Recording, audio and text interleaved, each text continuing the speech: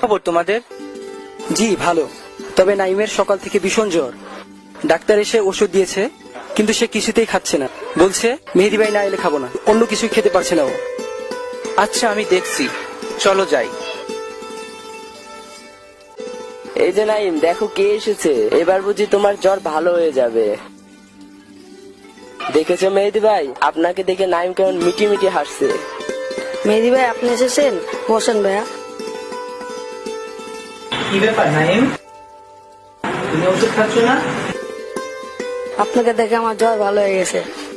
এই দেখুন আমি উঠে বসেছি, এখন আমার জ্বর আর নেই। তোমার নাম কি? আমার নাম বাবু। তুমি এখানে বসে কি করছো? এখন কিছু করতেছি না, তুই বাবা আসলে পথ দেখাতে হবে। আমার অন্ধ বাবা আর আমি ভিক্ষা করি। তোমরা ভিক্ষা করো কেন? ভিক্ষা না করিলে খামু কি? মা বাবা ভাই বোন মিলা এক ছোট রুমে থাকি কষ্ট করে। আচ্ছা তাহলে যাই। মেহেদি ভাই, অনেকক্ষণ ধরে মিশুক একা একা বসে আছে, মন মরা দেখাচ্ছে ওকে। হ্যাঁ মেহেদি ভাই। কি মিশু, কেমন কাটলো আজ তোমার? চলো তাহলে যাই।